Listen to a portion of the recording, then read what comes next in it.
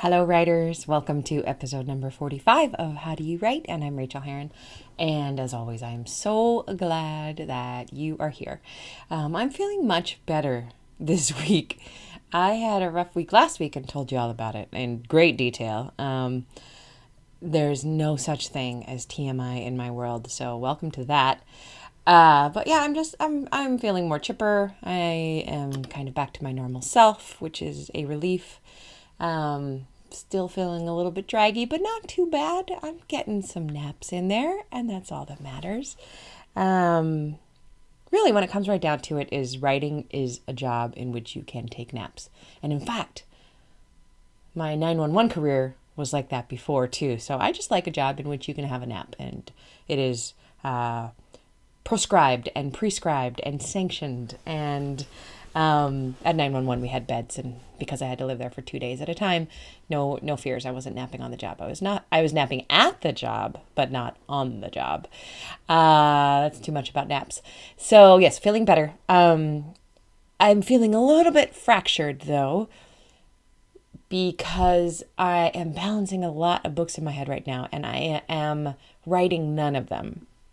And this time happens to writers. You actually have to take that time to hammer out the books you're going to write, to try to get contracts if you're going for contracts, figure out your plans. I just don't like being in that time. As I've told you a bunch, I stopped writing the thriller at about 3/4 of the way through because we're sending it out as a proposal. And that's weird for me. I'm not usually in the editing phase when I'm still in the first draft phase.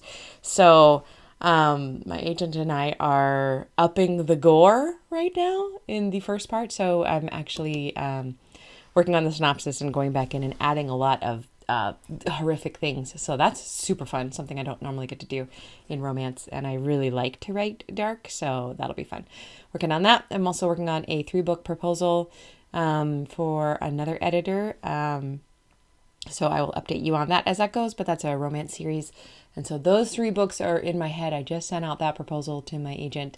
And I'm also thinking hard about the How to Write memoir book that I'm writing, and working on pulling the table of contents together so that I can launch myself at it.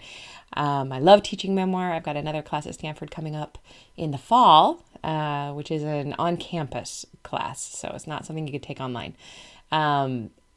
By the time you hear this, if you hear this soon, I'm recording on May 11th, 2017. You could sign up for my UC Berkeley extension class on developing the novel. It starts on May 16th. I believe I said today is May 11th. It is May 11th. I don't know when it is. But yeah, so you could sign up for that. That's an online class anyone can join. And so I'm balancing the thriller, 3 romances, the book on memoir. I am not even considering the book on Venice that I want to write, because that's a little bit far down the priority list right now, but it is still there. It's swimming around. So I've got 6 books kind of banging around in my head together. And I like that feeling, but I also can't wait to be elbows deep in a manuscript again. I like the routine of showing up the page every morning and pushing the book a little bit further. And I have to say that I might be learning how to like first drafts a little bit more, which is very exciting to me at this point in my career, in which I have mostly hated first drafts. So that is glorious. Just a little bit of business. Thank you to new patrons. I have 2 new patrons this week. Thank you so much.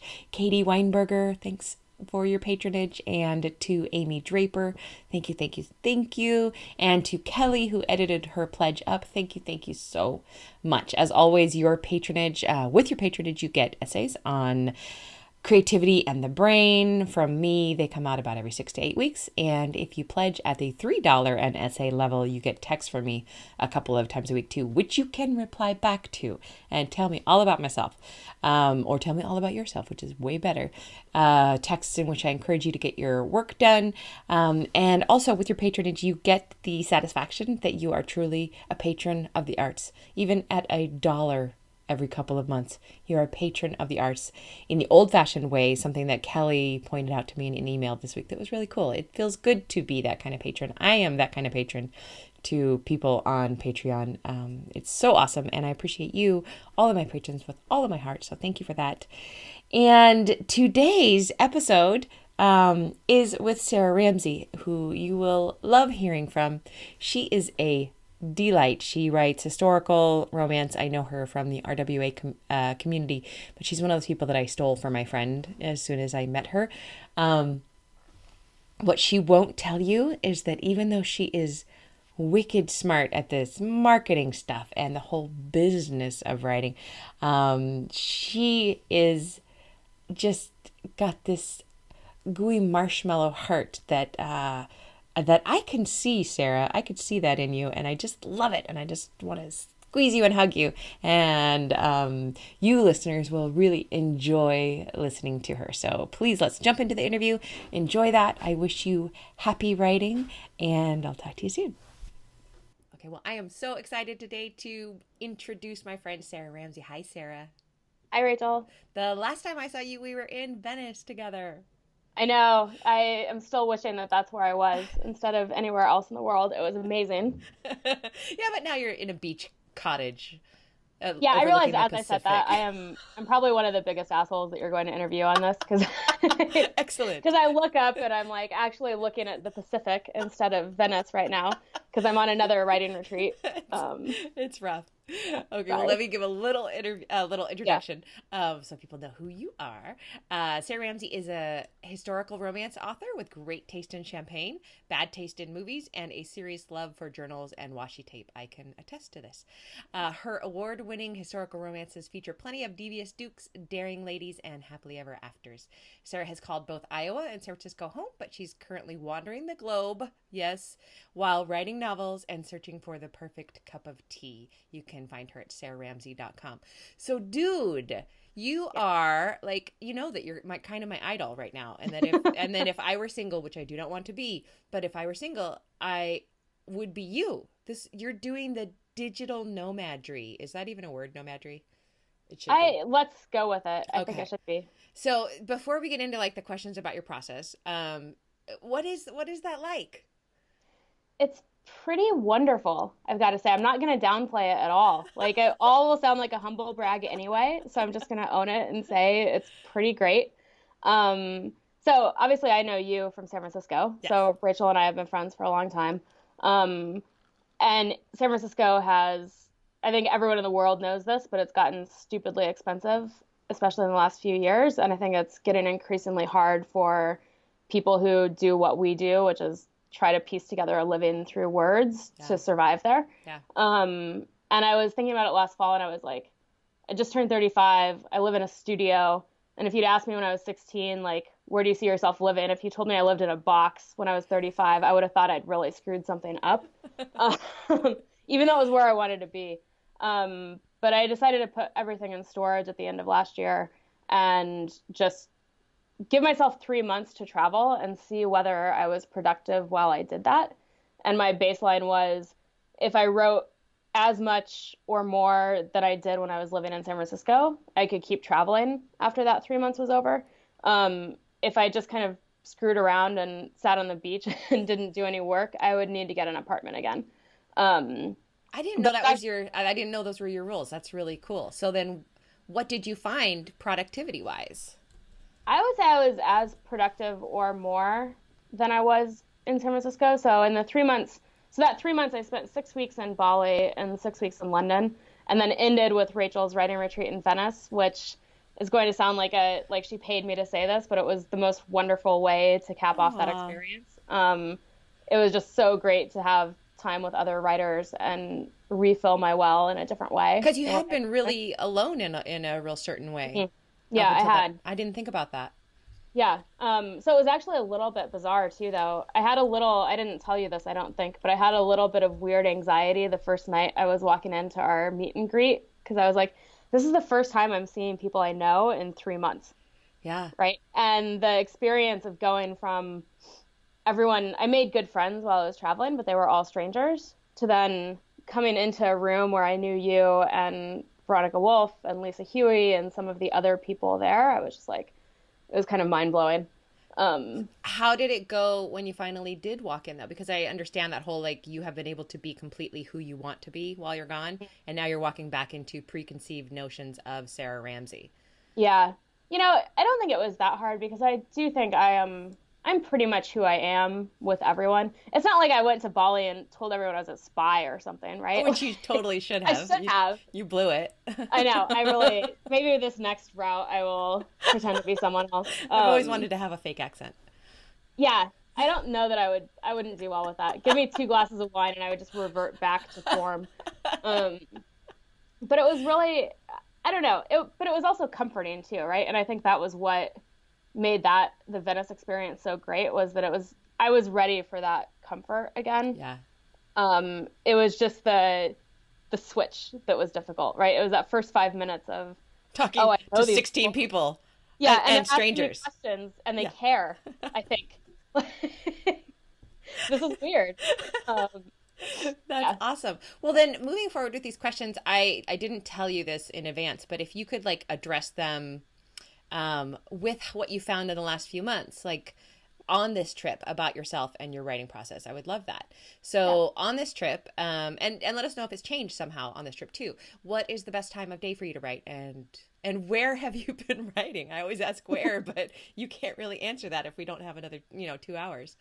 Yeah. I think for me that was one thing that was really great about this trip actually was that I think I had some preconceived notions about when I write best and where. And this obviously forced me to kind of blow that up.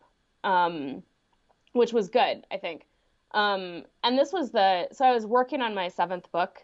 I was finishing my seventh book on this 3-month trip, and it came out the week we were in Venice, as you know, and I was Awkward like, timing. awkward timing because I was like, I'm already over it. I just want to be inspired by Venice, like, I don't want to work.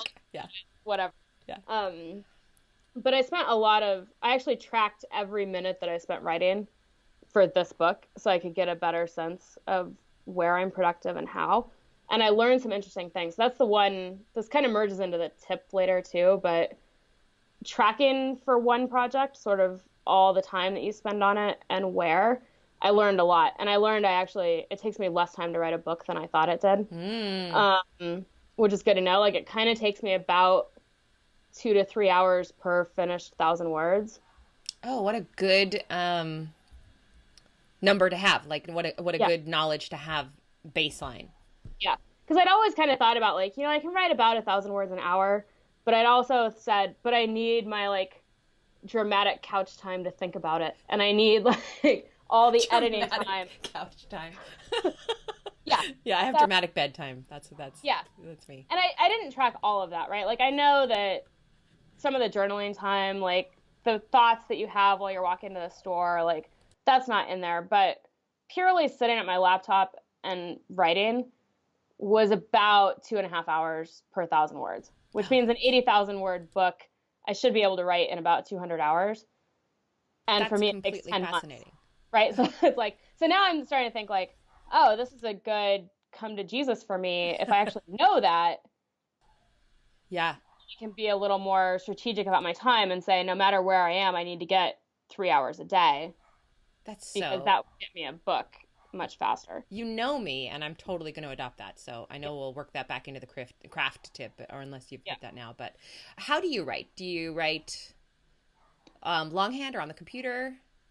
I mostly write in Scrivener, so that's where I do the bulk of my work. I'm a huge Scrivener proponent, mostly because I write series and because I write historical. I need a lot of the research, and it stays the same, and those characters overlap. And so my biggest Scrivener tip would be when I'm writing a series, I pull in the files from all the previous books into the same Ah, Scrivener. So when I search for somebody's name, I also see the scenes they were in the previous books so smart. so that I can verify if because there's a lot of stuff you forget, I obviously. forget everything. Yeah. And But I actually, will say yeah, go sorry, ahead. I was just going to say when I'm stuck, like if I'm stuck on a scene, I will switch to writing longhand. So I do write in journals when I'm feeling stuck, and sometimes I'll write a whole scene. Sometimes it's just enough to write, a few notes to myself, and I can go back to the computer. but that's most of my process. I made you write a lot by hand in that class. It was great. Yeah, I still have, this is the pen that I bought because I was inspired. This is my like Venice I souvenir remember pen. when you bought that. Oh, Yeah. that's so awesome. I heard you though over the question before. Did you find out something different? Something that surprised you about the time that you like to write? The Oh, best right. time of day that you like to write? Yeah, I think for me it was, I did have this realization that I don't write that well at home. And I'd felt that before, right? Mm-hmm. Like I'd always felt like, oh, I get stuck if I'm in my living room. I need to go to a coffee shop. But I had this weird moment in Bali where I stayed in the same place for 6 weeks. And the first like 2 weeks, I was really productive in the like cafe that was on the roof of that space. I was Mm-hmm. working there every day. And then I hit a wall and I was like, I have to get out. And I realized later, because I went away for a couple days and I came back, I went on a retreat and I came back and it felt like I was walking up to my home. And Oh, I was like, oh, it it had turned became into my your home, and right? now I need to leave, right? Right. Which is it's a good thing to realize. It's a bad thing from a, I would like to work better at home, but now I kind of know that may not be my style. And I just need to accept that and figure out how to work that into my writing routines. Awesome. Yeah. Super, super awesome. Now, this is an interesting question. I can't talk today. Sorry. Interesting question. How do you refill the creative well? And do you feel like you need to fill it as much as you did at home while you're on the road? I think that was probably the best part of the traveling was that the creative well was kind of constantly refilling Mm-hmm. without me having to put a lot of thought into it. Right. Right? Like at home, I'd lived in the same apartment for a while. I have the same friend group. I'd been in San Francisco for close to 15 years, Bay Area for 15 years for sure. And I would have to put in conscious thought. Like, I bought a membership to the De Young and Legion of Honor Yeah. museums Yeah. to just force myself. And I still didn't use it enough. Like, I went once every 2 months, but at least like I had to force myself to find those opportunities, Right. and to get out of my routine and go see things. Whereas being in Bali and then being in London, like there's so much cool stuff there, and it didn't feel like it felt like it was part of my job to go see it, which I think is really important, right? Like I think Yeah. I'm the kind of person who, if it's not part of my job, I often neglect it. Like I neglect myself, I neglect my health, I neglect exercise, like I neglect a lot of things, but if it's something I'm supposed to do, I usually do it. Mm. Kind of.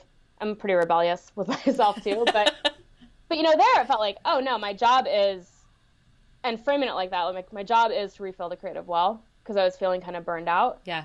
It gave me the freedom to then go explore. Oh, I love that. It was I great. love that. I do that with reading. Sometimes, like I'll balk at reading, or I'll put it off, and that's all I want to do. And then when I reframe it as this is my job, I have to for X. If I can give myself any kind of X reason, I'm in. Yeah. So, Yeah. what secret writing tip of awesomeness did you discover the hard way? Um, I had thought about this before, and I think I had an answer. What was it? I really did put thought into this interview. It may not come across like that. It absolutely Um, does. yeah, I think. Oh, this was what it was because I was getting it confused with the other question about what was the worst advice you've ever gotten because in some ways they're a little related. Oh, let's talk about Um, both at the same time then. so the writing tip of awesomeness for me was that when I'm stuck for more than a day, it's not just that I'm being a lazy wench. It's that there's something wrong with the story. Ooh. And it took me a long time to realize that, right? Because I'm not the fastest writer. Like I said, like I mean, it's actually fast if I can have 3 hours per finished 1,000 words, but it takes me a long time to get there. Yeah. Partially because I tend to get stuck on story points and feel like a lot of times I scrap the first 20,000 words a couple of times Mm-hmm. before the project's really cooking. But I would hit those points where the story wasn't working, and I might think it was working, right? Like, so I'd spend 2 or 3 days not getting anything done, and I'd just be like, start going down the death spiral of, I'm not a real writer, I can't do this. Like, everyone else can go sit in the coffee shop and they just write, and I'm sitting here like sipping my tea. And Every other being book you've unhappy. ever written must have been a fluke. Yeah. Yeah. All of the doubt comes out. And then I waste 2 more days doubting and like eating to make myself feel better. And then I wake up one morning, I'm like, oh, well, the issue is that 3 chapters ago, they should have gone to X instead of Y. And then I'm unlocked and I can move forward. And I still have to remind myself, like, that's my awesome tip. And I need to just write it on my computer. Like, if I'm stuck, there's something wrong. And it's not me. Like, it's look not at the plot. wrong with right. the plot. Now, how did that come out of the worst writing advice?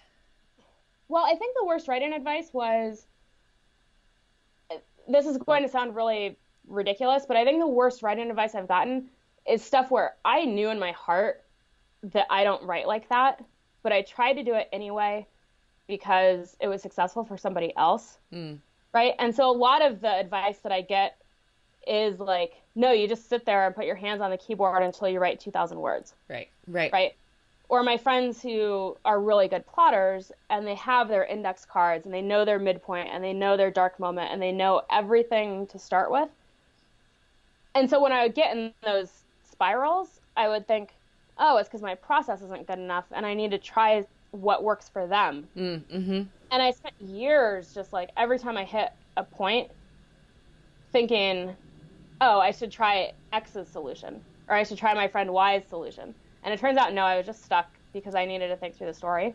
So that's kind of the worst writing advice is like, if you know in your heart of hearts you're not a plotter, don't buy 15 plot books and like 800 index cards and keep trying to do it. Because like, I think by the time you do a couple of projects, you may know you're not a plotter, and that's just accept it and move on with your life. Like, don't try to adopt somebody else's process if it doesn't feel right. I love that. And that's exactly why I do the show, is because I want to hear as many people's processes as possible. And there's going to be somebody or 20 somebodies who listen to you and go, oh my God, I've been beating myself up. Whereas it just was the story was wrong and I'm doing it my way, my right way. Yeah. Fantastic. And I still love reading people's processes, right? Like, that's not to say like never listen to Rachel's podcast again, because no, I think that's listen to someone else's process. That's what we'll take away from this. No, me too. And I feel really solid in my process. Like, I know what my process is and I like it and it works for me. But there's this thing about writers is that we're just completely fascinated by how everybody does the same things that we do, because it is such a mysterious process. Yeah. You know? I mean, I love watching other people's process. I'm at a retreat right now with my friend Anne, who writes out of order. Oh, I love people like that. I don't understand it at all. She has like 100 scenes that are just, she just writes like, oh, today I'm writing the end. Today I'm going to write the second chapter where they like meet. I'm like, that baffles me. My friend AJ LaRue writes all the sex scenes first. Which I write all the sex scenes last, actually. Me too. Because you don't know what you're going to need to do with those until the end. I'll put in sex scene, just blocks and sex scene, and then skip it and go on. Yep. Secrets. Okay. Yep. And what is your quick craft tip? Is it to track? I think so. That was actually what I was going to say for this was whatever project you work on next. You can even start with this one, but like it's helpful to do it start to finish. Yeah. Track everything. Like, and mine was just a simple Google spreadsheet. That was just every time I sat down to write, it was like start time, end time, how many words I got, and if it was negative, that's great. A little note section so if it was handwriting and I didn't have a word count, or if I was editing, so I could remind myself like, no, you only got 5 words because you edited that whole scene. Like, don't go back and look at this like you're a failure. So smart. And then my location. Uh-huh. And then I sort of like tallied up. So, you know, a lot of days there'd be 5 or 6 rows for the same day because it was little chunks. Mm-hmm. I'd have a tally at the end. And then I could like, that column was the one I was adding up for how many minutes I actually had. And amount of work. That's so interesting because I've been religious before about counting exactly how many words I get per day. Like I'll go, but I'll never tally the time. Yeah. And that is fascinating. I think that is maybe the other piece of this tip is that for the people who have never been well motivated by word count, I'm actually finding that it's better for me to say I'm going to get 120 minutes a day. Yeah. Like not even hours, but like minutes, because I have the attention span of, I don't know, all the gnats that are flying around that hopefully you can't see. No. So for me, I actually work better in like sort of 25-minute blocks, and I will just try to hit 6 or 7 of them. Yeah. Um, but because if I hit the time, now I know. Now I have the comfort of knowing if I get 3 hours a day, like I should be able to finish this book in what, 70 days? Yeah. That's so awesome. Do you revise as you go? I do. So I Okay. tend to, my first draft tends to be pretty clean. Lucky, Like lucky, lucky. I'll rewrite the chapter before I start the chapter that I'm working on today. Yeah. Yeah. Awesome. So, On really bad days, what other mhm. profession do you wish you had? I didn't have a good answer for this one. Because the first thing that sprang into mind was politics, which is really ironic because the bad days right now are tending to come from politics. Um, Yes. so I don't know why that was my answer. Do you think, have you Um, been drawn to politics like your whole life? Like, I think so. Like my family's been pretty involved in politics my whole life. ah, We have our disagreements about some things, but I've been in that sort of like, wasn't your mom the mayor or something? Am I making that no, up? no, my dad is the chair of his party back home Oh, for okay. their county. And he also, this is a bizarre story, but he's also the township trustee for we live in very rural Iowa, and he's a township trustee. He was elected on a write-in with 3 votes. Tied, because nobody ran. He tied with somebody else, and the courthouse just drew a name out of the hat of those 2 guys because they didn't want to pay for a runoff for a Oh township my trustee. God. Because literally the only responsibilities they have to send money to the fire department twice a year. They have to maintain the pioneer cemeteries in the area, so the ones that haven't had burials in forever, they Yeah. get mowed. And he settles fence disputes. So Fence disputes, yeah, like easements on land and whose land is like over by or two like feet. who's responsible for making sure this fence get mended? Like if somebody has cows and they get out and get on the other person's property, like I don't know. So that That's actually might be fun. On the days when this is not going well, I'm like, I yes, can walk around and settle fence disputes. Like that totally. sounds, And it's be unpaid, obviously. oh, and win on a write-in with 3 votes. That is fantastic. That has to go into a book. I'm always telling Sarah this. Always, always, always. That has to go into a book. If you were starting over as a new writer right now, what would you tell a baby Sarah writer? Hmm. I think I would say